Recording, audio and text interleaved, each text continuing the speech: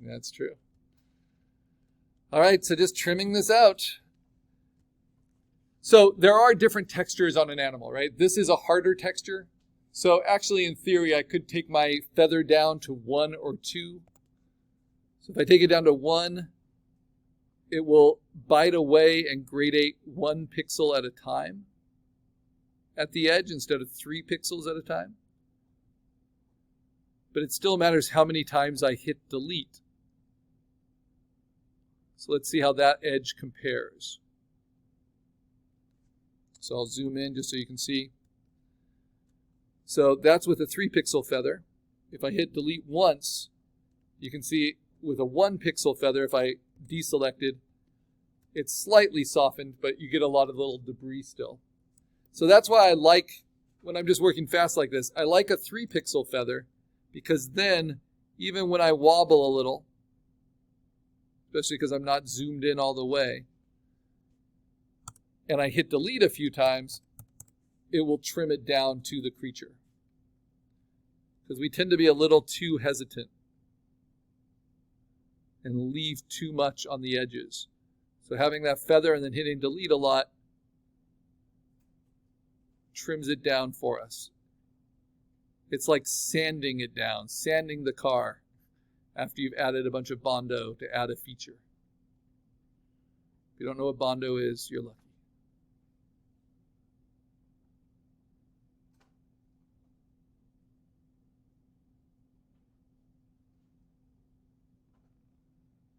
All right. So I'll trim that out, delete, delete, delete, delete, and I won't have those little hang-ups of the background hanging on.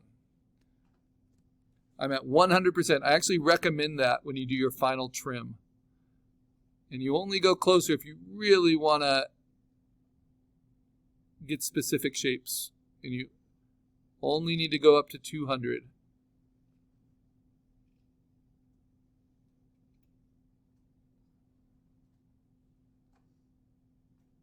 And this does get easier. What I'm doing now would be a lot harder with a trackpad. And to me, just because I have a lot of familiarity with drawing and inking and cutting, using the tablet allows me to be the most accurate.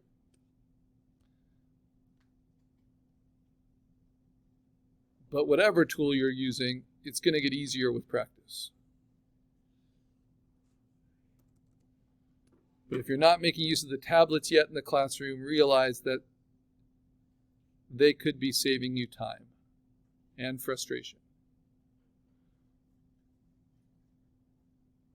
When you have like all these scales that you can't really cut across because then they'll lose that silhouette that you like.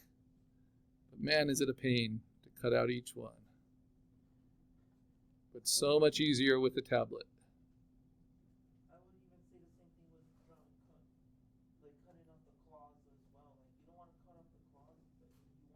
Yep. You want it. You want that drama of the details. Now, this is showing the bottom side of the tail curving under, and I actually want to cut that off because that's going to limit the angle I can use that tail. So sometimes in creating your silhouette, you're making real decisions about the structure of your creature. And if that's the case, I'm going to round out the edge of the tail here.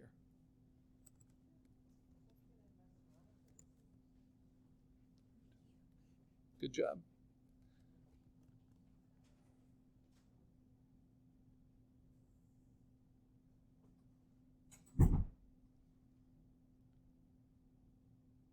And guys, I do understand stuff happens. Obligations. Things that will take you out of class. But remember, for staying for all of class and working, you get those easy coins, right? You get 1 full point for each day. You're just here making yourself actively struggle with these techniques. And if you miss more than 10 minutes of a class, which sometimes you have to do, it's no big deal, but you lose half of those points, right, for that day. So feel good when you're able to put in the time. That's why they call the arts disciplines. They don't call them like, they're not the art enjoyments of sculpture, painting, drawing, digital art, metals. They are disciplines, just like martial arts, because you have to be disciplined and train and put in the time, even when it's not feeling great. And that's how you get masterful at something. All right, so now I've got it all cut out. Woohoo! So I could turn it in, and I will turn it in now. And this is how you turn it in, just by turning off the background. But because it's a combined layer, that allows me to do certain things. So this was it uncombined. This is combined. Before I turn it in, I can just go to Image Adjustments, and I can play with the overall levels. Now across everything. And I can brighten it or darken it and just see what works best. I can do overall color balance. This isn't about making one feature match the other, but making the whole thing feel more complete. So I can start with the midtones, go towards the blues or go towards the yellows. And I want something that's really even. It feels like it's in the middle, not any color choice that's too one note, so that it can blend into other environments, be made to match. Shadows.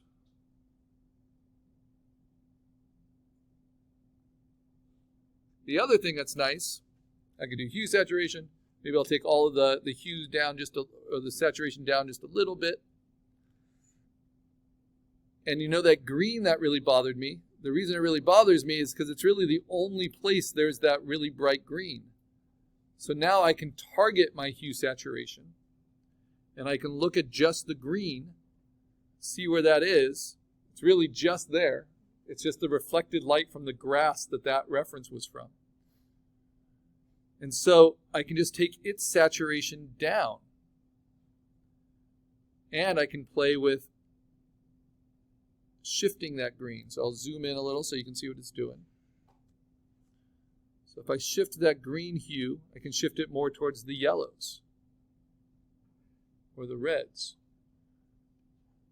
So now when I saturate it, you can see how it's saturating towards red.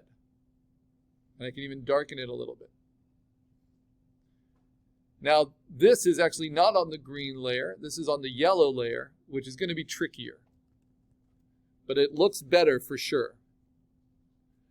But if I saturate the yellows, you see how that really brightens up the yellows everywhere.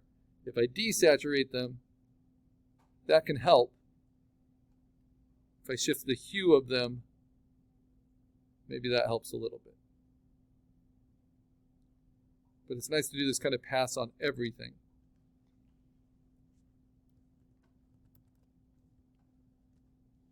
And then lastly, well, that was hue saturation, right?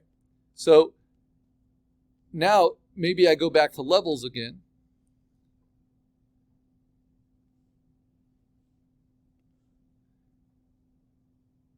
And I play with not just the midtones, but also just goose the highlights a little bit, goose the shadows a little bit, so it looks more dimensional and full. But it's easy to overdo it. But I think that looks okay, even though it's pretty dark in some places. So now the other thing I can do, now that it's all in one combined layer, so look at the difference now between the coloring, what it was, and now what it is, right? Is that I can dodge and burn it. Because dodge and burn will only affect the pixels that are there, and now they're all useful pixels. So if I want to darken it in certain areas, I'm going to use the burn tool. And I use it just like a blending eraser, 0% hardness, big soft brush. But I'm going to start at a lower than 30, because these are very strong tools. So where does it need to darken? Well, maybe right here under the wing, going into the shoulder. Maybe in the jaw here, going into the neck, going into the mouth. Maybe around the eyes on the inside. That could be a little darkened.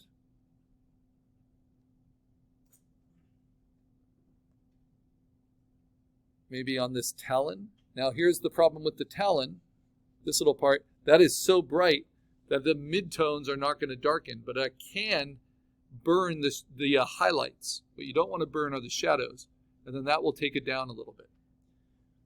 Now, when you burn something, it also tends to saturate it.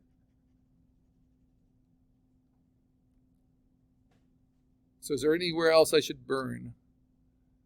Let's burn the midtones, or maybe the highlights on the back here. Come on, keep up with me. Photo P. There we go. And you see how it's starting to get more intensely colorful in certain places as I burn it? So if it gets really colorful, like on these scales, and I don't want it to be that colorful, then you use the sponge tool, which is with dodge and burn, and you set it to desaturate. So this is like hue saturation using it as a tool. Same thing, large, 0% hardness, at a flow of less than 30. And now I can take that color, those little hot spots, and desaturate them a little bit.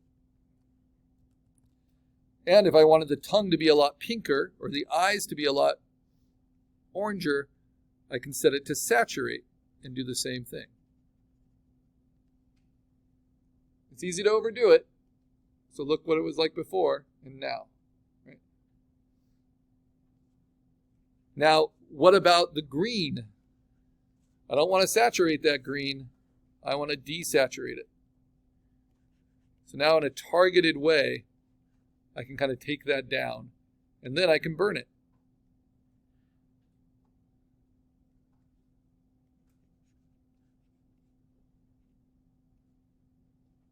But I can't get rid of those whiskers, not just with these techniques. I'm going to show you other finishing techniques. Okay, I'm going to take the midtone, the highlights down on these, because they're up against the wing, and then that adds a little cast shadow to the wing. I'm going to make a little drop shadow underneath the wing on the scales. That all helps. And I can carry the shadow from the leg onto the feet, which are in a different lighting condition. And on and on and on. So now, what about dodge? We haven't used that one. Dodge brightens. Same sort of thing. Large, soft-edged brush, 0% hardness, exposure of less than 30. Nice and big. If you're using a tablet, you want it to be pressure sensitive, so you click on that.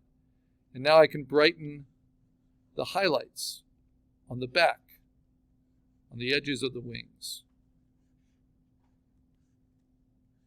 catching the light. We're going to be doing more of this with proving ground number 1 as we make our creature match the lighting condition of our setting. But this is a great introduction to it.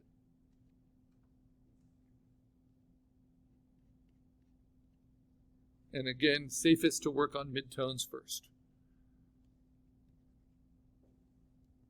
And if you go too far, then you can go back to the burn tool. Okay, now I'm going to show you how do we fix the hard stuff. Because this is kind of easy stuff that we've done before, dodge and burn. So the hard stuff is this kind of thing. There are whiskers here that I don't want, right? Or this kind of thing. I accidentally left this chunk here. I didn't erase it. Or this kind of thing. There's an edge here that before I merged them, I should have trimmed that out better, that internal edge. So for this, we make a new layer on top of everything. This is a new tool. And I'm going to call it all caps clone stamp. And I'm going to right click on the eyeball. Let me zoom in on the tool so you can see it clearly. Right click on the eyeball for that layer. Choose the color red. This is within Photo P.